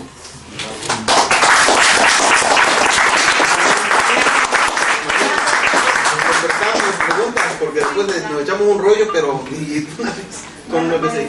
Ya estamos en el... Ya casi cerrando. ¿Sí? Bueno, nos vamos al otro examen. Agradecer su presencia aquí, en general, fue un honor, por lo menos de mi parte. Y bueno, un comentario y dos preguntas. Lástima que el compañero se fue, pero sí es importante mencionarlo. Yo estoy de acuerdo con lo que dijo sobre la revista, es una revista objetiva, fundamentada, y varios de las personas que trabajan ahí son escritores que tienen incluso premios internacionales, de la cual pocos medios pueden decir que los tienen, incluyendo el Premio Internacional Alemán, que se llama Walter Reuters, me parece. La primera pregunta va hacia lo que mencionaba de la Guardia Nacional, que son como otra pregunta en ella, es una, ¿la Guardia Nacional involucra a mujeres? Y dos, y la segunda es respecto a la Guardia, si se supone que hay cierta independencia entre lo que es lo militar y lo civil como Guardia Nacional, ¿quién se encarga de la preparación de la Guardia Nacional? Y la tercera es, bueno, viendo también y de acuerdo hasta cierto punto con el compañero de que pues AMLO se ha visto como una persona bastante estratega, yo quisiera preguntar respecto a las estructuras militares que hay dentro del sistema político, ¿qué pasaría en un supuesto de que él, por supuesto, bueno, metiera a Burol como un ejemplo? Y aparte de tener este conflicto severo por la Comisión de Verdad de Ayotzinapa, que es algo que se ha hablado muchísimo en campaña, en post-campaña y demás, ¿habría alguna situación en la que él pudiera estar pensando en sustituir a estos personajes que pudieran entrar y qué impacto habría antes de que, por supuesto, se diera más información respecto a la Ayotzinapa? Porque también se sabe que Cienfuegos estuvo muy involucrado con la Ayotzinapa. Entonces, bueno, esa es mi pregunta. Hablamos del dominio del hecho, de la responsabilidad del dominio del hecho. Mira, el dominio del hecho tiene que ver con lo siguiente. Calderón dijo, el ejército va a salir de sus cuarteles a la lucha contra el crimen organizado. Peña Nieto dijo lo mismo, y el licenciado Manuel lo está diciendo. Cuando alguien ordena eso, mueve toda una estructura, a todo un Estado. ¿Sí? Y se mueven todas las instituciones para cumplir con esa misión. Aquí el asunto es que puede haber repercusiones. En el caso concreto, violaciones de derechos humanos, una crisis humanitaria, el colapso del Estado, etc. Y ahí hay una responsabilidad penal. ¿Quién la tiene que hacer? A través del cuadro de justicia transicional se articula porque las instituciones actuales no son capaces para procesar ese asunto. En donde tiene que entrar también la Corte Penal Internacional, ¿sí?, para revisar si hay crímenes de lesa humanidad. y quiénes son los responsables. Y si eso pasa, pues que se cuide Peña Nieto, Calderón, Salinas y todos, ¿sí? Porque ahí no hay de que espérame tantito, o que vayan a hacer como lo que hizo Calderón cuando hicimos una carta, articuló todas las instituciones de relaciones exteriores para parar eso, y está vigente, ¿no? Entonces, bueno, ese es un punto. El otro punto, mira, yo no creo en lo particular que ninguno de estos vayan a ser nombrados por la situación, no lo creo. Lo que yo creo es que sí hay una maniobra, una estrategia que, a ver, dame lo que tienes, ok, yo voy allá contigo, pero me mantengo con reserva, etcétera, pero ese es un punto. Y el otro punto es el mensaje que está mandando el iniciado, ¿no? Y bueno, pues ahí se juegan las dos cosas, ¿no? Ahora bien, dentro de los reglamentos militares que yo mencionaba, en 1900, con Echeverría nombró a un secretario de Defensa Civil en retiro, que era el general Cuenca Díaz, que como no fue gobernador de Baja California, se quedó en la banca, entonces Cuenca Díaz lo trajo para acá. ¿Por qué? Porque es una facultad del presidente nombrar a las estructuras de la administración pública, sea quien sea. Punto y aparte, o sea, la traba ahorita es que hay un reglamento militar, pero ese reglamento militar es inconstitucional. ¿Por qué? Porque aparte de que si nombra él a un secretario de defensa, aunque sea legal, va a violar el artículo 129 de la Constitución, porque el artículo 129 previene que ninguna autoridad militar en tiempo de paz puede realizar funciones fuera de sus cuarteles y aparte de la disciplina militar. Entonces, si el licenciado Manuel hace eso, va a violar ese artículo. ¿Sí me explico? Y entonces estamos en un cambio de régimen. Entonces hay que nombrar a un civil.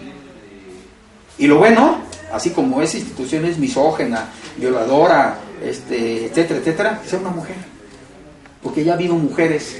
La señora Bachelet, que ahora está en Naciones Unidas, ella fue comandante fue secretaria de Defensa. Fue secretaria de Defensa. Y hay muchas mujeres secretarias de Defensa. Sí, claro, en el mundo sí hay mujeres. Entonces, y la otra, el asunto de la Guardia Nacional, pues ahí dice ciudadanos, y creo que incluye también a las mujeres. No dice ciudadanos y ciudadanas, ¿no? Dice ciudadanos. No, así es que ahí entran también. Además, bueno, ahorita acuérdate que las mujeres es más de la mitad del padrón electoral. Sí, y aparte la mujer, bueno, ¿qué te puedo decir? Pues, entonces sí entran allí. Las Adelitas de la revolución, las Adelitas participaron en la revolución. General, ni se diga. Sí. Respecto, ahorita terminando ya casi, hay Pero espérame, ¿te contesté lo que me preguntaste? Sí, nada más faltó que quién era el encargado de entrenar. Ya. Mira, eso se debe definir en el reglamento y en la ley. En la actualidad, yo creo que en el asunto de la cultura cívica debería haber en los municipios personas dedicadas, profesores o alguien que sepa de eso, ¿no? Son 2.500 municipios, pues serían 2.500 personas o un grupo que estaría encuadrado dentro del municipio para dar esa capacitación a los autoridades, pero no nomás a ellos, a todos los ciudadanos. Y en un pueblo, pues es mucho más fácil. Claro, en municipios como Guadalajara, Monterrey, pues es otra cosa, ¿no? Se manejaría diferente. Ahora bien, el asunto de la instrucción militar, pues por los militares, pero también deberían estar sujetos, ¿no?, a una reglamentación que va a ser el Congreso. No es cualquier militar, ¿no? Un militar que esté comprometido con eso. Porque yo tengo como experiencia que el Servicio Militar Nacional desapareció en 1980 y tantos porque había mucha corrupción. Sí, se pagaban cuotas para que no fueras, y luego había abusos en contra de los compañeros y cosas de esas, ¿no? Y creo que la gota que derramó el vaso fue la siguiente, les platico. Yo estaba de comandante en la guarnición de Ciudad Juárez, ¿no? Yo era capitán. Y entonces pasa muchísima gente, porque para sacar las visas necesitas la cartilla del servicio militar con identificación o el resello. Y entonces la zona militar, los compañeros que estaban ahí mandaron a hacer sus maquinitas para hacer cartillas. Y entonces yo me di cuenta de eso. Yo me di cuenta de eso, incluso falsificaban la firma del secretario y los sellos de la defensa. Yo me di cuenta de eso, hice un informe. Y el comandante de la zona me mandó llamar y me dijo que... Yo dije, pues si los flujos de dinero llegan hasta allá, pues me voy a meter en problemas, ¿no? Lógico. Afortunadamente no pasó eso. Llegan, hicieron una investigación, relevaron a toda la gente de ahí, quitaron, pero luego el general Galván López, que era el comandante de la zona militar, eso pasó 2-3 meses antes de que fuera secretario de la Defensa. Entonces llega él a la secretaría y dice, para que no haya esto, vámonos a volar. Y cancela el Servicio Militar Nacional. Ahora, el Servicio Militar Nacional va con tu pantalón de mezclilla, te pones una playa que dice Servicio Militar Nacional, te hacen los honores, te ponen a marchar y adiós, ¿no? Entonces, eso a mí me tocó dar instrucciones del Servicio Militar Nacional y ahí se daba tiro, armamento, o sea, lo que dice la Constitución. A mí me tocó cuando yo era oficial. Y la gente se emocionaba y se sentían, incluso se sentían ellos litigar y iban a maniobras, o sea, se prendía la gente, pues. Pasábamos a reserva. Exacto. Y eso tenía, sí, y eso se tiene que retomar. O sea, que el ciudadano se ponga la camiseta, que en las escuelas, que la bandera, que son los símbolos patrios, qué significa la soberanía, todo eso se debe retomar. Y la clase política nacional pues borró todo eso. ¿Por qué? Porque él convierte en una borregada. ¿Sí? Ahora estaba leyendo yo en un periódico, ¿no? Que quién sabe quién dijo que del mismo Morena que el rebaño se iba a juntar en no sé dónde. Rebaño, dije, entonces ya reconocieron. ¿Ya reconocieron? ¿Cómo? Eso está mal. Y la gente que está ahí, pues hay mucha gente que no tiene experiencia así. Entonces, es un tema.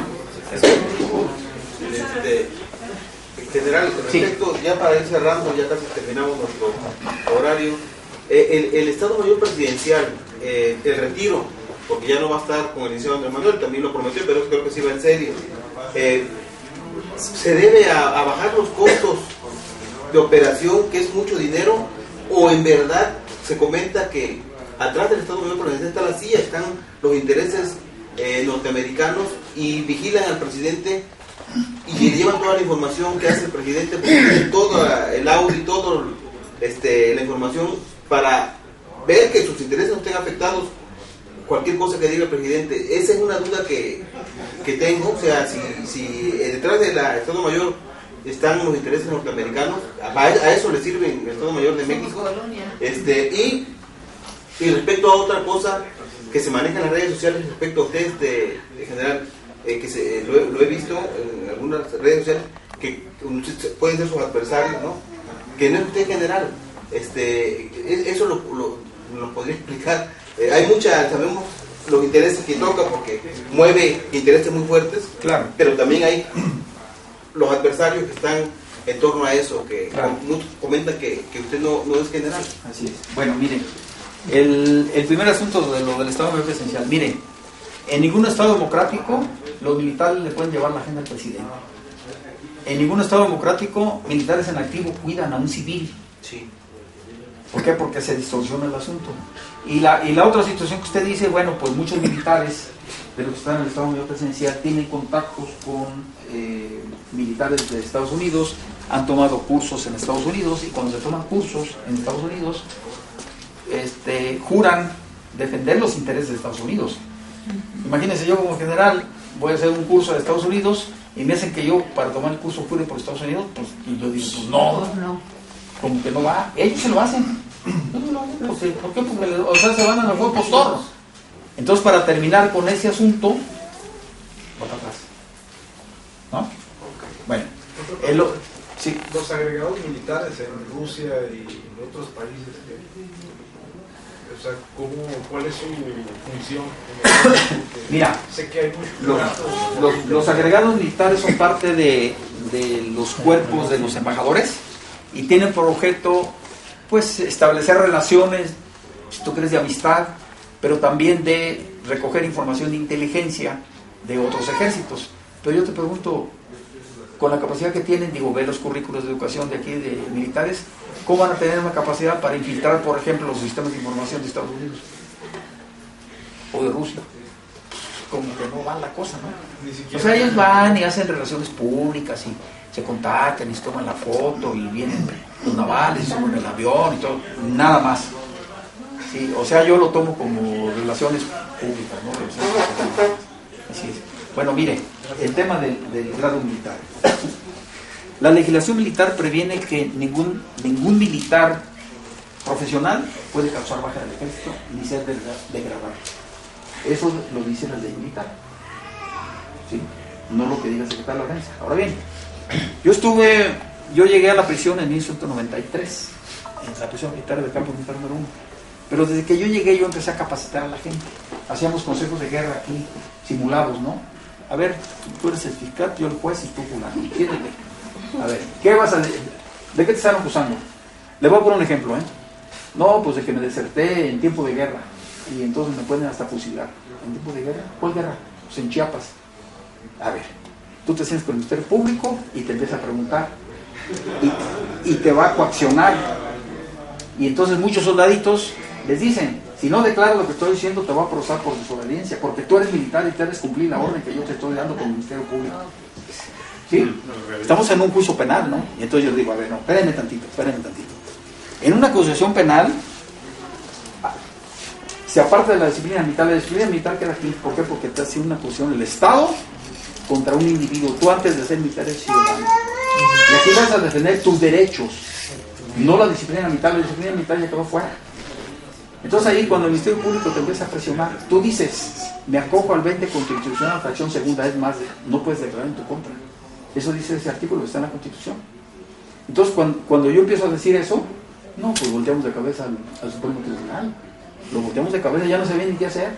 Y además, le dices al Ministerio Público que te demuestre que tú te desertaste en tiempo de guerra y que te presente y anexe a tu expediente la declaratoria de guerra en la cual tú te desertaste. Y entonces van y dicen, no hay declaratoria de guerra, entonces ¿por qué estoy desertado en tiempo de guerra? ¿Sí me explico? Claro. Otra, un día procesan a un teniente coronel porque asaltan el banco del ejército en Monterrey, y llega y lo traen así casi amarrado y lo avientan y cae por allá y se levanta y, ¿qué te pasó? Yo estaba ahí en Monterrey, porque hice un tour por todas las prisiones militares, me traían pero marcando el paso, el traidor y está armado del ejército, bla, bla, bla. Y entonces digo, a ver, ¿por qué? Digo, no, es que dijo que trataron el ejército. Empiezo a leer y ahí viene y dice, la ley del ejército dice, el ejército, el Banco del Ejército es una institución de sociedad, ¿Sociedad Nacional de Crédito? Esa. Sociedad Nacional de Crédito. ¿Cómo se llama? ¿Sociedad qué? Nacional de Crédito. Es una sociedad nacional de crédito autónoma del ejército. A ver, tú dile que por qué tienes que estar cuidando una institución que no es del ejército. Aquí dice, mira, venlo, entonces un escrito y se va a los tribunales y dice, a ver, yo no tengo por qué cuidar ahí porque yo soy general, soy teniente coronel del ejército y yo no tengo por qué cuidar una institución del ejército, porque el banco es una sociedad nacional de crédito, según la ley. Y el Ministerio Público, bueno, es que mi general dijo que para afuera. Entonces, como yo empiezo a preparar a toda la gente, no, pues si es una revolución en la prisión, entonces me sacan. Y dicen, ¿sabes qué? No, este es subversivo, córrelo del ejército. Afuera, para afuera. Entonces, llegan y así como ni agua va, me agarran, me trepan una camioneta, mi esposa, me ponen una capucha y me mandan a la prisión de Nezaborgo. Y ya llegando a la prisión de Nezaborgo, me recibe el director, pinta una raya. Ya paso la raya y el director dice, ustedes no pueden pasar de esa raya para acá, yo soy el director, al ejército, para afuera. Y entonces, a ver, ve los papeles. No podemos tener aquí un general del ejército. Ahí va para atrás otra vez. Y ahí voy otra vez a la prisión. Y el secretario de la defensa, ¿qué pasó? ¿Por qué no lo dejaron? No, pues usted no puede porque este es general. Ah, no, ¿por qué no? Espérame. Con esta fecha, causas bajas, el ejército me entrega los papeles y firma el secretario de la defensa. Órale, ahí está ya. Pero es un documento oficial, Entonces ya lo recoge el director de la prisión y me dijo, no, pues aquí está firmado por la Defensa Nacional, firmado. Entra mi general. Yo pasé ahí, desnudo, me revisaron, me tocó una doctora, que vean. Daban todo y todo, y dije, no tienen nada. Hasta Yo, allá. pues, me dieron mi jabón, mi uniforme, y desnudito, órale, por toda la celda, ya. También me bañé, y ya. Y ahí empezó otra historia, la misma que pasó acá. Empecé a direccionar a la gente. Órale, ya hagan esto, ya hagan esto, y empezó a salir la gente. Hasta disfrutó la cárcel. No, lo que pasa es que ahí fue. O sea, yo no estuve escarcelado, estuve haciendo el trabajo de campo para mi tesis. Miren, compañeros, eso que dice el general, la verdad a mí me consta. Tengo un amigo, el teniente Barrita, tuvo un problema aquí en San Esteban hace unos años, puede ser como en 90 y tantos. Lo quisieron asaltar unos policías municipales y hubo una tirotiza y mató a un policía municipal. Y ya iba él, ya se iba a despegar de ese Oaxaca, pero su jefe le dijo que se viniera, que lo iba a defender y todo eso, y llegando que me lo encierra. Y se cuenta ahí al general Gallardo, no se ha de acordar tal vez, el teniente Barrita, creo que le llaman así, es mi amigo, fue era el que cuidaba al de Universal, ¿cómo se llama? A Elio Ortiz, era su... Y un día comentando, porque vive por acá por Los Remedios, salió la plática con al general Gallardo cuando vino con Laila Sansón una vez a Chegaray. Y resulta que dice, dile que por él estoy afuera porque él jugaba béisbol y tocaba la guitarra y comentaba que por mí lo conoció ahí y que lo asesoró y salió. O sea, lo ayudó a eso, la verdad a mí me consta, es un compañero, un amigo, pero creo que eso sí, a mí me consta, en plática hizo esa bueno, primero con lo de grado, espérame tantito. Entonces, lógico, o sea, ese es un documento. Entonces, como tiene término, hago un amparo. Amparo 1999, 2000, 2001, 2002, hasta que salió el amparo. Y entonces dice el amparo lo siguiente, un acto de autoridad, no sé si ustedes sepan eso, debe estar fundado y motivado en derecho. Y el documento que usted le da al general para que deje de ser general, pues no está ni fundamentado ni motivado en derecho, en virtud de que usted asienta en ese documento artículos que no tienen que ver absolutamente nada con el asunto que usted me está comentando. Entonces viene el amparo, el secretario lo impugna, nos vamos a revisión, sale la Suprema Corte y nuevamente, por cierto, una mujer le dice al secretario de la Defensa, señor, usted no puede hacer ese documento en virtud de que está citando artículos que no son. Les voy a poner un ejemplo. En una ocasión que me hicieron una acusación, yo empecé a leer la acusación y la fundamentación, y estos artículos de aquí, pues estos artículos son. Y le digo al Ministerio Público, oye, estos artículos son de la ley de sanidad, ¿qué tiene que ver conmigo aquí? Ah, perdón, ahorita lo cambiamos y lo ponemos aquí. Bueno, ven, así, estamos en el fuero militar, ¿no? Ahí es justicia del mando, ahí el cardenal secretario. Sí, van y le dicen, mi general, tenemos que decir al general, culpable, todo el mundo se aboca. Esa es justicia, ese es dominio del hecho. Todo el mundo se aboca, el tribunal, todo el mundo se aboca. Entonces nos vamos al amparo, sale, y entonces yo hago un escrito y digo, a mí no me han comunicado el amparo. Entonces le dicen, yo me voy a la repetición del acto reclamado. Y le dicen al secretario, si usted no cumple con la resolución, lo vamos a destituir. Entonces, como él estaba súper ofendido, porque le gané el amparo, el último, gané 37 amparos, le ganó el último amparo, entonces, ¿sabe qué hicieron? Para que vean cómo son de... ¿Sí? Falsificaron mi firma, me comunicaron, pero falsificaron mi firma como que yo había firmado y recibido. Entonces anexan el documento, lo mandan al tribunal y dicen, está cumplida la sentencia, ya se ha enterado el quejoso y se cierra el caso. Yo de eso me enteré hasta que fui candidato en Colima. ¿Por qué? Porque me dieron la oportunidad de escribir en los medios locales y un día me manda a llamar el director, pero es un problema. ¿Problema de qué?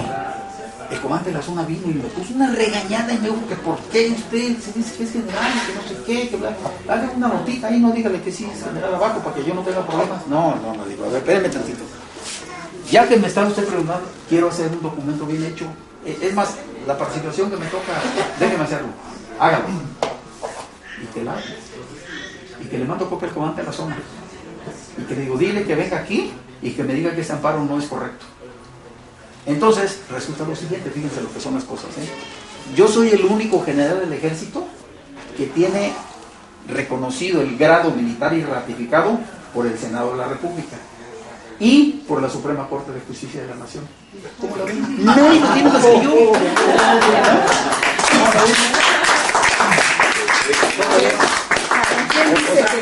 Esa es una lucha. Y bueno, aprovechando el boleto, el día que yo platiqué con el Pedro Manuel, le digo, oye, general, ¿cómo va su caso? Yo, no, pues mi caso está parado, iniciado. ¿Por qué? Pues porque hay una reticencia del mando militar y no me quieren hacer caso. Y ya pasaron 25 años. ¿Cómo? Sí. ¿Y quién se lo va a resolver? Usted, iniciado, cuando sea presidente. Y me dijo, que me agarran. Muy bien, ¿eh? Sí se lo resuelvo, general. Hay que acordarte. No, es cierto.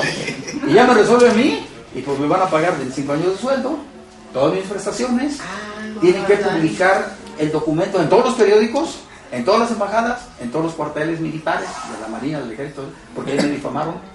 Y entonces cuando el Ejército le dicen eso, me dijo, no, ¿cómo crees? Tú eres general, debes proteger el honor del Ejército, no debes hacer eso. No, a ver, cállame tantito. Aquí estamos hablando de una sentencia internacional en contra del Estado mexicano, no en contra del Ejército. ¿Sí entienden eso? Les digo ya eso. ¿Sí entienden eso? Bueno, sí. Sí, me explico. Entonces, esa es la bronca. Y eso es lo que nos tiene aquí. Y eso es lo que yo siempre he peleado y tengo. Y voy a seguir peleando.